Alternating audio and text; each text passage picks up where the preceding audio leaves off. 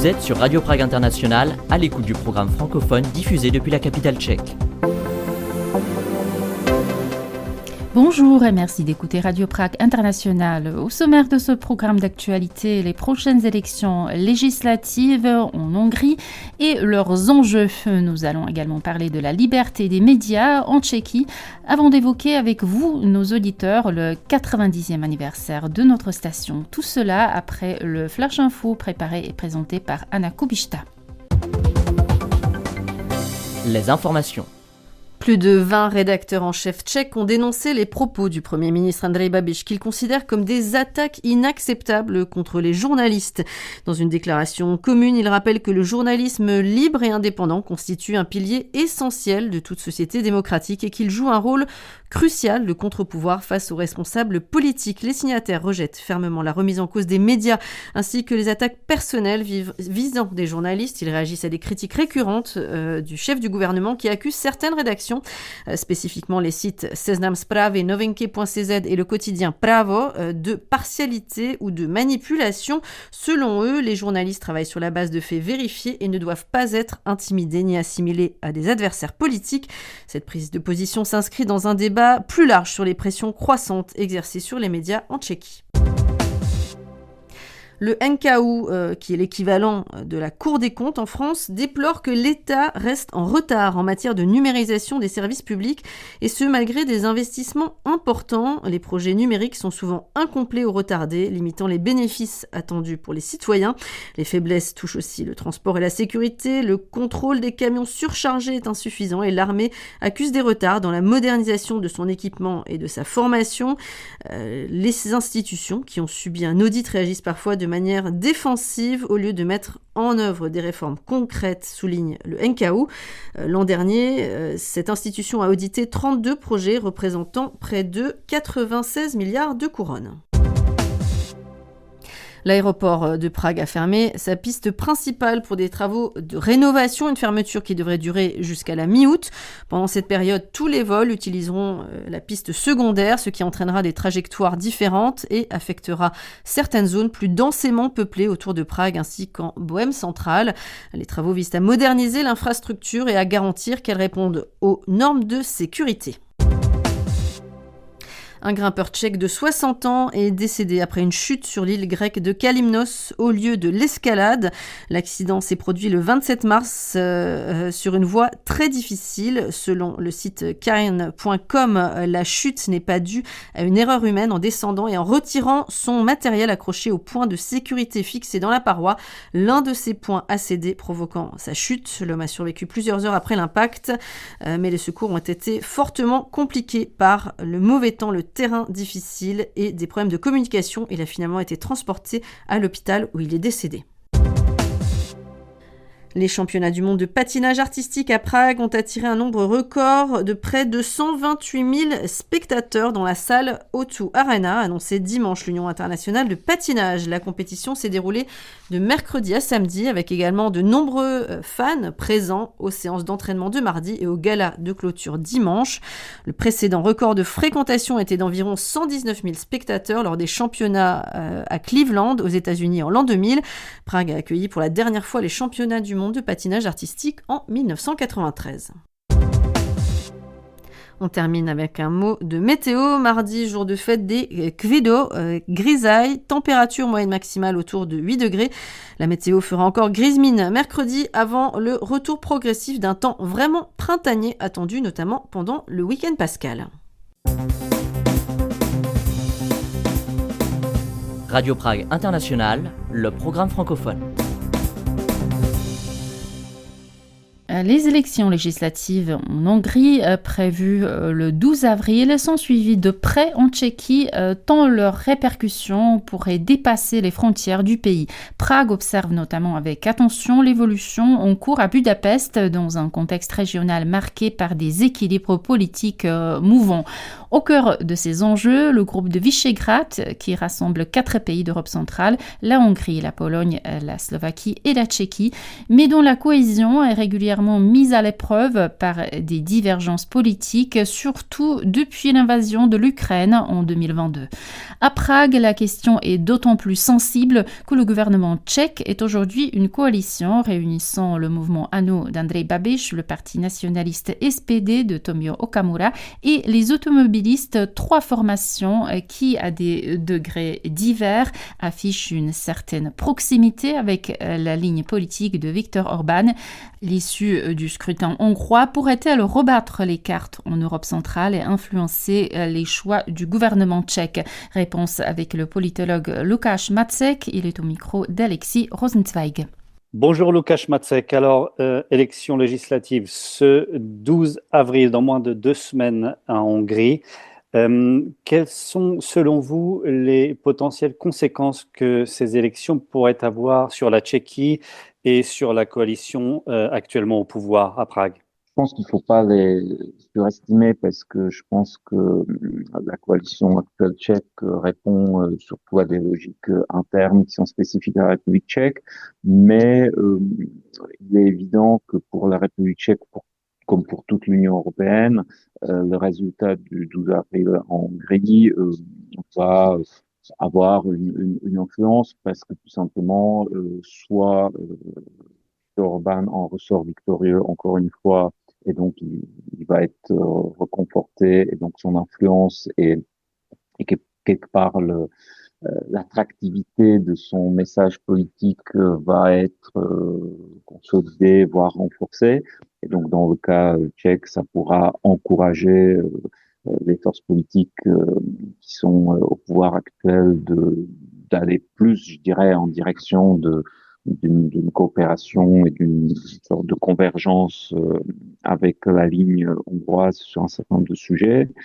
Si au contraire il y a une alternance politique qui se produit en Hongrie, ça va être exactement l'inverse, et on pourrait effectivement supposer que la volonté notamment du Premier ministre Babiš de se lancer dans des politiques au niveau de l'Union européenne, notamment sur l'Ukraine ou sur les sujets qui sont liés à l'Ukraine et à la Russie, il sera peut-être moins encouragé de se désolidariser du courant principal de l'Union européenne, faute d'un allié important qui est la Hongrie, Viktor Orban aujourd'hui. Parce qu'on l'a vu très récemment, Andrej Babiš, le Premier ministre tchèque, soutient Viktor Orban dans ce scrutin, mais il reste prudent. Il évoquait à Bruxelles le savon passé à Viktor Orban, notamment à cause des récents litiges avec le président ukrainien Volodymyr Zelensky. Andrej Babiš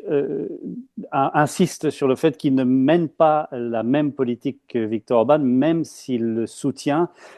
C'est donc un soutien mais prudent. Tout à fait. Et je pense que la République tchèque, sous le gouvernement actuel, comme dans une mesure un peu plus discutable, la Slovaquie sous le gouvernement de Robert Fico, je pense que ce sont des pays qui, lorsque la Hongrie monte le chemin, vont être tentés de la soutenir, voire même du coup la soutenir. Par contre, s'il y a plus ce leadership hongrois dans cette direction, s'il s'agirait que eux-mêmes, du coup, ils deviennent leaders sur ces sujets-là, que eux-mêmes, ils prennent l'initiative de rompre avec l'immense majorité des autres États membres. Je pense que leur appétence pour ce genre de scénario sera quand même bien moindre, parce qu'effectivement, ils sont pas exactement sur la même position, parce qu'ils n'ont pas les mêmes objectifs. Voilà, je pense que Andrej Babiš n'est pas du tout dans la démarche idéologique celle de Viktor Orban. Donc, je pense qu'il le soutient par une forme d'affinité, parce que sans doute il y a aussi chez lui la vision ou un pari sur la coopération de Visegrad, etc. Mais je ne pense pas non plus que ce soit une ligne qu'il veuille spontanément défendre. Donc, si cette ligne n'est plus défendue par la Hongrie, je pense que le degré de prise de distance avec le mainstream de l'Union européenne, du gouvernement tchèque, notamment sur le sujet ukrainien, sera bien moindre. Lukáš Macek, vous évoquez la Slovaquie et le groupe de Visegrad. Dans un contexte bien particulier, puisque demain, mardi, reprennent les réunions intergouvernementales entre la Tchéquie et la Slovaquie, des réunions qui avaient été interrompues il y a 3 ans en raison des prises de position du chef du gouvernement slovaque, Robert Fico, et de sa proximité avec Vladimir Poutine. Est-ce que la victoire de l'opposant Peter Madia pourrait changer la donne dans ce groupe de Visegrad, étant donné qu'on le sait, il y a une réelle aversion entre le gouvernement polonais et le gouvernement de Viktor Orban actuellement? Alors déjà, je séparerais la question du groupe de Visegrad et la question des relations tchécoslovaques, qui sont deux choses séparées, qui évidemment se rencontrent, mais la question des réunions du gouvernement tchèque et slovaque n'ont pas grand-chose à voir avec la coopération du groupe de Visegrad. Donc je pense qu'effectivement, cette espèce de rapprochement à nouveau entre la République tchécoslovaquie, ça paraît évident qu'Andrej Babiš va porter cela. Les raisons que le gouvernement précédent avait de prendre ses distances par rapport au gouvernement slovaque actuel ne sont plus du tout de mise pour ce nouveau gouvernement. Donc il serait vraiment étonnant si Andrej Babiš n'allait pas jusqu'au bout de cette volonté de restaurer ce fonctionnement qui a existé depuis la séparation tchécoslovaque jusqu'à très récemment. Par contre, sur le groupe de Visegrad, je trouve que finalement, c'est toujours un peu l'histoire qui se répète. C'est-à-dire, ce qu'on observe dans le groupe de Visegrad depuis au moins 2015, c'est que il y a un peu cette volonté de certains, et notamment de Viktor Orban, de faire de Visegrad une entité qui est politiquement alignée et qui se pose en une sorte d'alternative au sein de l'Union européenne, notamment au couple franco-allemand, ou en tout cas ou au mainstream européen, si on peut dire. Euh, si on peut dire, et puis en fait ça marche jamais parce que au gré des différentes élections, finalement il y a toujours au moins un gouvernement qui prend ses distances par rapport à cette ambition-là. Souvent c'est deux, hein, le groupe est coupé en deux.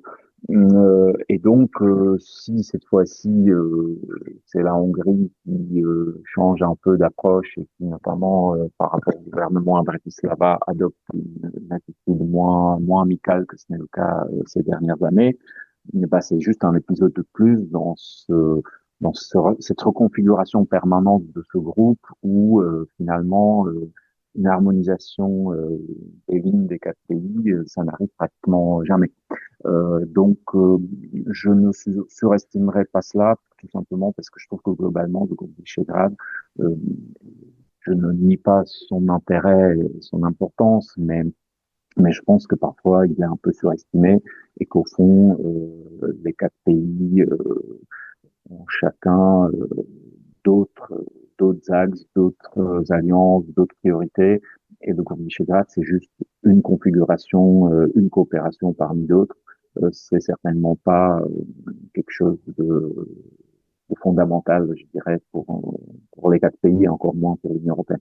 À propos du gouvernement tchèque, il s'agit donc en ce moment d'un gouvernement de coalition et il est intéressant de noter qu'une formation qui a obtenu plusieurs ministères, dont le ministère des Affaires étrangères, les automobilistes, soutient également Viktor Orban. Le chef de la diplomatie tchèque, qui est le chef de ce parti des automobilistes, était lui-même à Budapest pour aller soutenir Viktor Orban lors d'une réunion du groupe des Patriotes pour l'Europe, le groupe qui s'appelle les Patriotes pour l'Europe au Parlement européen.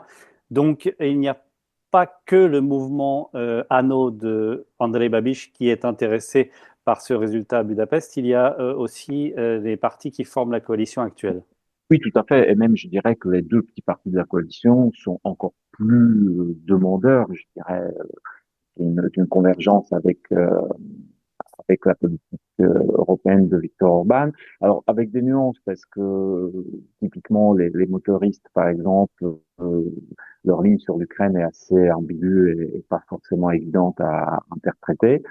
Si on prend d'un côté le discours de M. Matynka à l'ONU et si on prend ce qu'il dit à Budapest Viktor Orban, on est quand même sur un écart relativement important, ou en tout cas une cohérence qui n'est pas évidente.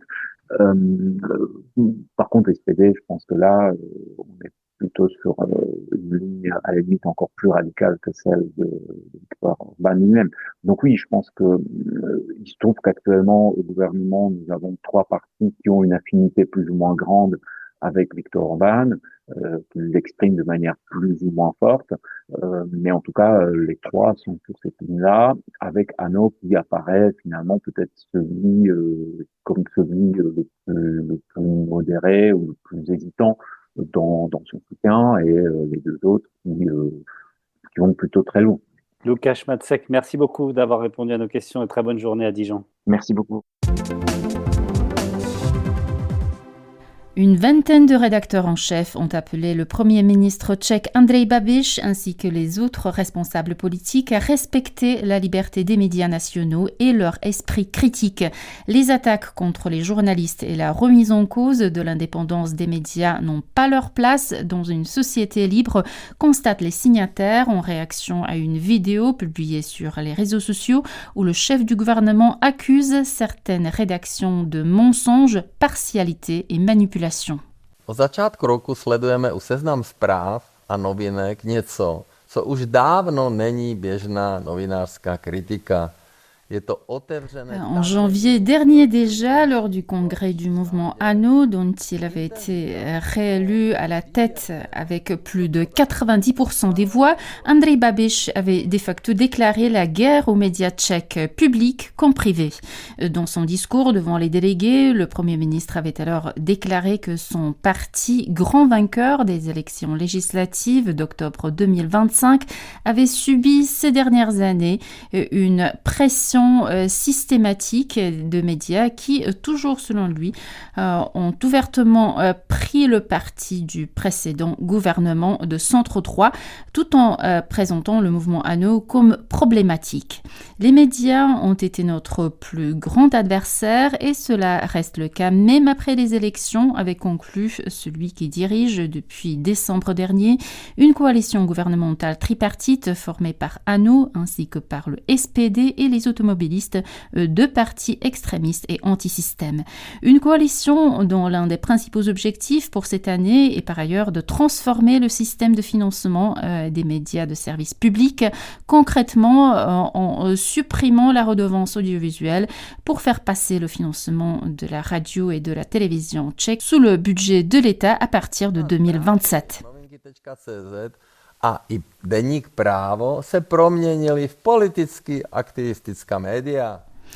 Dans une vidéo diffusée samedi 28 mars sur le réseau X, sur lequel il a pris l'habitude de s'adresser à ses électeurs, Andrej Babiš s'en est pris toutefois notamment au site d'information Seznam Zprávy et Novinky.cz ou encore au quotidien Právo qui, selon lui, ont renoncé à l'objectivité et sont devenus des acteurs politiques, persuadés que la majorité des médias nationaux mènent un combat déloyal contre sa personne et tente de l'évincer de la politique. Andrej Babiš estime que les 2 sites privés, je cite, utilisent leur position privilégiée sur le portail Seznam.cz pour influencer massivement l'opinion publique et non pour informer. Fin de citation.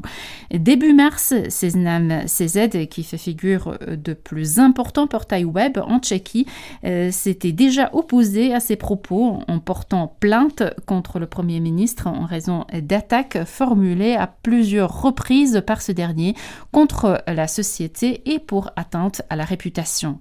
Ce dimanche, les rédacteurs en chef de 2 sites d'information ont de nouveau dénoncé la rhétorique d'Andrej Babiš, soutenue cette fois par une vingtaine de leurs confrères, tous représentants de médias réputés, parmi lesquels les quotidiens Hospodářské noviny et Deník N, l'agence de presse ČTK, les hebdomadaires Respekt et Reflex, complexe, ainsi que les responsables des principales chaînes de la radio et de la télévision publique. Les médias libres indépendants sont un élément indispensable de toute société démocratique. Ils assurent également le contrôle public du pouvoir étatique que tout homme politique devrait accepter, peut-on lire dans leur déclaration. Pour sa part, le rédacteur en chef de Seznam Zprávy a souligné que, je cite, l'importance accordée aux faits, au courage, au professionnalisme et à la transparence était essentielle pour la rédaction.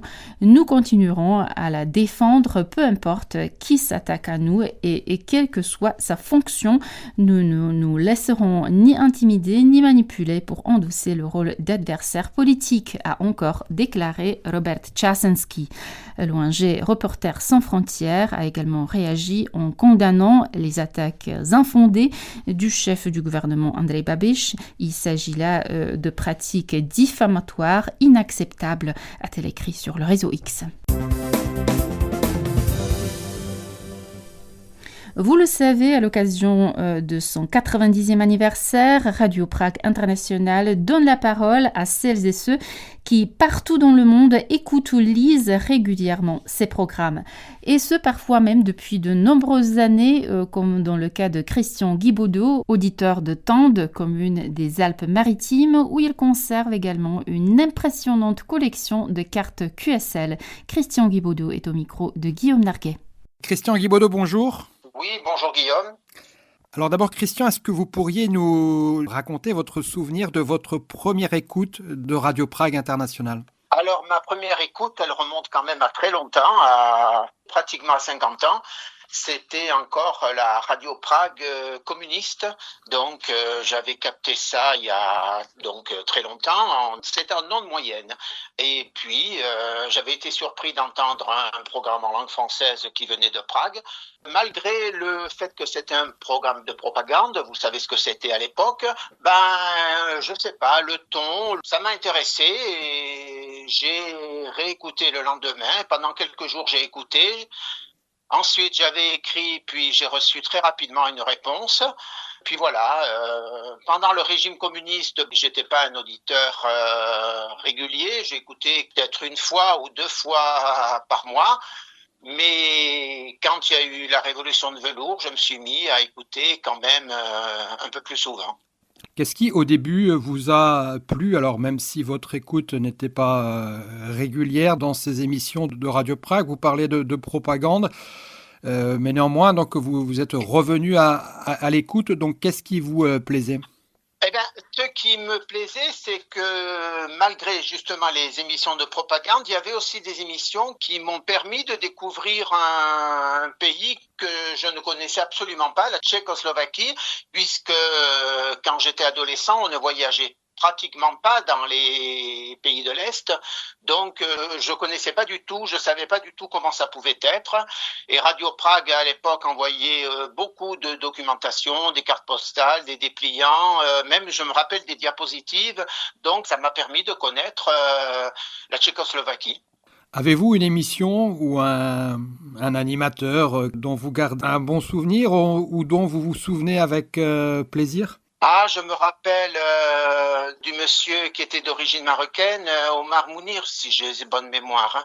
Oui, c'est bien lui. Voilà, donc lui, je m'en rappelle très bien parce que justement, il était déjà, quand Radio Prague était sous l'influence communiste. Mais sinon, après, j'ai à peu près en tête tous les noms des présentateurs actuels de Radio Prague. Est-ce que le fait d'entendre parler français avec...